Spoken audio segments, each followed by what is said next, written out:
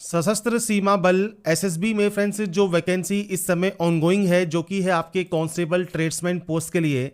इसका जो फॉर्म इस समय ऑनगोइंग है, जिसमें फ्रेंड्स अगर आप फॉर्म अप्लाई नहीं कर पा रहे हैं और आपको कोई भी प्रॉब्लम आ रही है फॉर्म को अप्लाई करने में, तो कैसे आप अपने फॉर्म को जो है सबमिट कर सकते हैं, कैसे आप फॉर्म को अप्लाई कर सकते हैं, कौन कौन से डॉक्यूमेंट्स मैंडेटरी हैं फॉर्म को अप्लाई करने के लिए, इन सभी डिटेल्स के बारे में हम बात करने वाले हैं इस वीडियो में। साथ में फ्रेंड्स नोटिफिकेशन को रीड आउट जरूर कर लें, और अगर आप एप्लीकेबल हैं, एलिजिबल हैं, अप्लाई करना चाहते हैं तो आप इसमें अप्लाई कर सकते हैं इन कांस्टेबल पोस्ट के लिए, जिसमें टोटल आपकी 827 वैकेंसीज आपकी यहां पर रहती हैं। तो अप्लाई करने से पहले नोटिफिकेशन को चेक जरूर करें और उसके बाद फॉर्म को आप अप्लाई कर सकते हैं। तो ये इसका ऑफिशियल पोर्टल है जहां से आप इसमें आवेदन करेंगे। आपको यहां पर अप्लाई का ऑप्शन मिलता है, आप इस ऑप्शन पर क्लिक करेंगे। इसके बाद आपके सामने कुछ इस तरह का इंटरफेस आ जाएगा। यहां पर देखिए आपको एडवर्टाइजमेंट मिल जाता है, तो एडवर्टाइजमेंट को रीड आउट कर लें, इंस्ट्रक्शंस को चेक कर लें। फोटोग्राफ एंड सिग्नेचर कैसे अपलोड करने हैं उसकी गाइडलाइंस आपको यहां पर दी गई हैं, सैंपल दिए गए हैं। तो ऐसे ही फोटोग्राफ एंड सिग्नेचर को स्कैन करके अपने पास जरूर रख लें और उसके बाद ही आप इस फॉर्म को अप्लाई ऑनलाइन कर सकते हैं।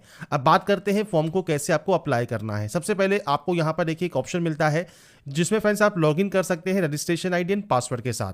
अगर आप रजिस्टर कर चुके हैं और पासवर्ड भूल गए हैं तो फॉरगेट पासवर्ड और फॉरगेट रजिस्ट्रेशन नंबर का ऑप्शन भी आपको मिलता है। पर सबसे पहले हम बात करेंगे रजिस्ट्रेशन करने के लिए, तो आप इस रजिस्टर वाले ऑप्शन पर क्लिक करेंगे। इस ऑप्शन पर क्लिक करने के बाद आता है पोस्ट अप्लाइड फॉर। तो आप किस पोस्ट के लिए अप्लाई कर रहे हैं, वेटनरी के लिए, ड्राइवर के लिए, गार्डनर के लिए, कोबलर के लिए, टेलर के लिए, वॉशरमैन के लिए। और ये ध्यान रखिएगा आप केवल एक ही पोस्ट के लिए आवेदन कर सकते हैं और इसमें जो भी एलिजिबिलिटी कंडीशंस आप फुलफिल करते हैं वो पोस्ट आप यहां पर सेलेक्ट कर सकते हैं। आपके सामने यहां पर देखिए मैंने क्वालिफिकेशन शो की हुई है, तो आपके अकॉर्डिंग आपको जो भी पोस्ट के लिए अप्लाई करना है उस पोस्ट के अकॉर्डिंग आपको जानकारी जो है वो आपको यहां पर फिल करनी होगी। तो सबसे पहले फ्रेंड्स आपको यहां पर देखिए पोस्ट सिलेक्शन पर जाना है। इसके बाद आपको यहां पर जो भी आप पोस्ट सेलेक्ट कर रहे हैं वो पोस्ट आप यहां पर सेलेक्ट कर सकते हैं। जैसे हमने मान लीजिए कारपेंटर सेलेक्ट कर लिया है, तो यहां पर देखिए आपके सामने आता है मैट्रिकुलेशन पास आउट होना जरूरी है या आपके पास 2 साल का एक्सपीरियंस होना जरूरी है। अगर आपके पास एक्सपीरियंस नहीं है तो 1 साल का सर्टिफिकेट कोर्स और 1 साल का एक्सपीरियंस होना जरूरी है, या आपके पास 2 साल का आईटीआई होना जरूरी है अप्लाई करने के लिए। तो आपको इन पोस्ट को सेलेक्ट करने से पहले ये ध्यान रखना है जो भी क्वालिफिकेशंस है वो आपको फुलफिल करनी होगी। इसके बाद आता है फ्रेंड्स आपका नाम। तो आपको यहां पर आपका नाम देना है, फर्स्ट नेम, मिडिल नेम या लास्ट नेम, आपका जो भी नाम है वो आप दे सकते हैं। इसके बाद आपका फादर नेम देना है, मदर नेम देना है। नेक्स्ट आपका ऑप्शन आता है डेट ऑफ बर्थ का। तो आपको यहां पर आपकी जो भी डेट ऑफ बर्थ है, डेट, मंथ एंड ईयर, वो आप यहां से सेलेक्ट कर सकते हैं। इसके बाद फ्रेंड्स यहां पर आपका जो नेक्स्ट ऑप्शन आएगा वो आएगा आपके डेट ऑफ बर्थ का। डेट ऑफ बर्थ के बाद फ्रेंड्स आपका जो नेक्स्ट ऑप्शन है वो फ्रेंड्स आपके जेंडर का है, आप जेंडर सेलेक्ट करेंगे। इसके बाद नेशनलिटी सेलेक्ट करेंगे, आपका रिलीजन कौन सा है इनमें से वो आप सेलेक्ट कर सकते हैं। मैरिटल स्टेटस क्या है वो आपको यहां पर सेलेक्ट करना होगा। और उसके बाद है कैटेगरी, जनरल कैटेगरी है, ईडब्ल्यूएस कैटेगरी है, ओबीसी कैटेगरी है, एससी या एसटी कैटेगरी है। आप अपने अकॉर्डिंग जो भी आपकी कैटेगरी है वो आप यहां पर सेलेक्ट कर सकते हैं। अब हम बात करेंगे फ्रेंड्स यहां पर रिजर्व कैटेगरी की, कि आप कैसे रिजर्व कैटेगरी से फॉर्म को अप्लाई कर सकते हैं। अब यहां पर कहता है कि आपने जो भी कैटेगरी सेलेक्ट की है उससे रिलेवेंट सर्टिफिकेट आपको डॉक्यूमेंट वेरिफिकेशन के समय शो करना होगा, और इसका जो फॉर्मेट है वो आपको फ्रेंड्स नोटिफिकेशन में देखने को मिल जाता है। इसके बाद आता है फ्रेंड्स आप इन कम्युनिटी से अब बिलोंग करते हैं, नहीं करते हैं। अगर आप करते हैं तो यस कर सकते हैं, आपको इस कम्युनिटी को सेलेक्ट करना होगा और उससे रिलेटेड सर्टिफिकेट की जानकारी प्रोवाइड करनी होगी। जो आपका डोमिसाइल है जम्मू एंड कश्मीर में इस टाइम के दौरान है या नहीं है वो आपको देना है। 1984 या 2002 के अफेक्टेड हैं आप राइट्स के, तो आप यस या नो कर सकते हैं।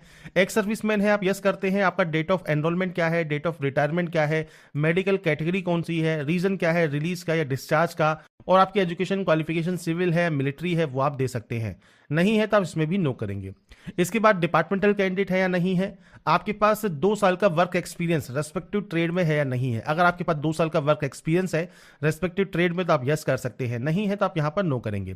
इसके बाद पूछता है आपके पास 1 साल का सर्टिफिकेट कोर्स है आईटीआई का, या आपके पास वोकेशनल इंस्टीट्यूट के द्वारा फ्रेंड्स 1 साल का एक्सपीरियंस है रेस्पेक्टिव ट्रेड में।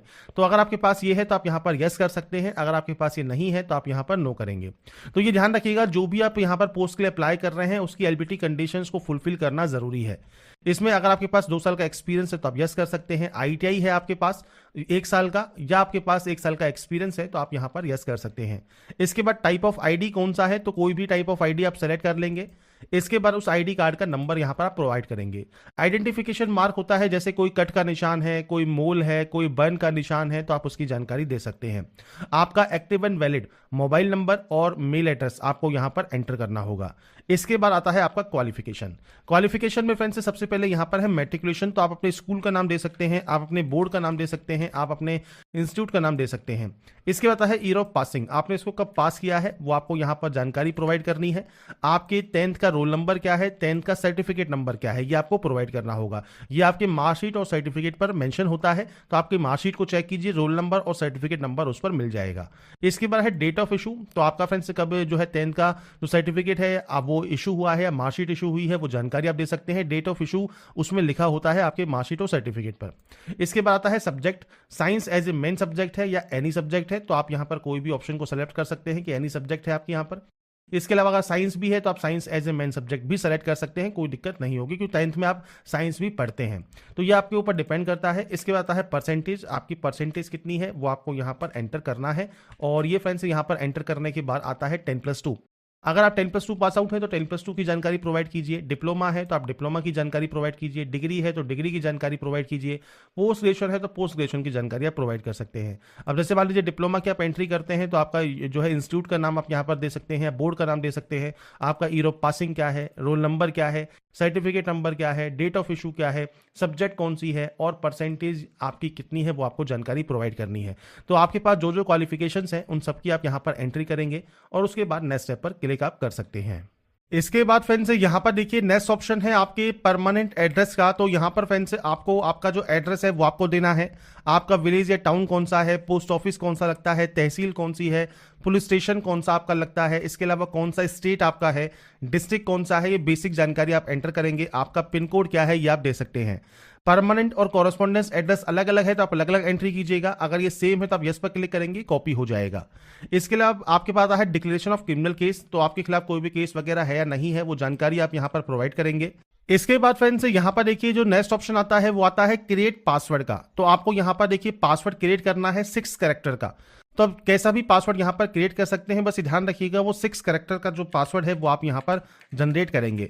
तो आप चाहे तो न्यूमेरिकल वैल्यू में से क्रिएट कर सकते हैं या अल्फाबेट्स में क्रिएट कर सकते हैं। 6 डिजिट का ही आपका यहाँ पर जो है पासवर्ड क्रिएट होगा।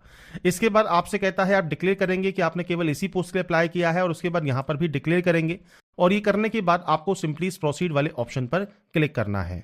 इसके बाद फ्रेंड्स यहाँ पर नेक्स्ट ऑप्शन आता है आपके प्रीव्यू का। तो अगर आपको यहाँ पर लगता है कोई भी गलती आपसे हो गई है तो आप एडिट डिटेल्स कर सकते हैं। अगर आपको लगता है कोई भी गलती नहीं है तो आप सिंपली यहाँ से डिक्लेयर करेंगे, इस कैप्चा कोड को फिल करेंगे और यहाँ पर सबमिट एप्लीकेशन का एक ऑप्शन है, आप यहाँ से फॉर्म को जो है सबमिट कर देंगे। इसके बाद फ्रेंड्स यहाँ पर अब आपको यहाँ पर देखिए सिग्नेचर एंड फोटो आपको अपलोड करना है। फोटोग्राफ का फ्रेंड्स आपको यहाँ पर स्पेसिफिकेशन दिया गया है। आपको फ्रेंड्स फोटो ध्यान रखना है 6 महीने ज्यादा पुरानी आपकी नहीं होनी चाहिए। ऐसे ही आपको सिग्नेचर अपलोड करना है व्हाइट पेपर पर ब्लैक या ब्लू पेन से। आपको ब्राउज पर क्लिक करना है, फाइल को सेलेक्ट करना है और यहाँ पर अपलोड कर देना है। इसके बाद फ्रेंड्स यहाँ पर देखिए अब आपका जो फॉर्म है वो यहाँ पर सबमिट हो गया है। फॉर्म सबमिट होने के बाद अगर आपकी एप्लीकेशन फीस यहाँ पर नहीं लगती है तो डायरेक्टली आपका फॉर्म सबमिट हो जाएगा। आप यहाँ पर प्रिंट एप्लीकेशन के ऑप्शन से प्रिंट आउट ले पाएंगे। अगर आपका यहाँ पर एप्लीकेशन फीस लगता है तो आपको पे ऑनलाइन का ऑप्शन मिलेगा, आप इस ऑप्शन पर क्लिक करेंगे।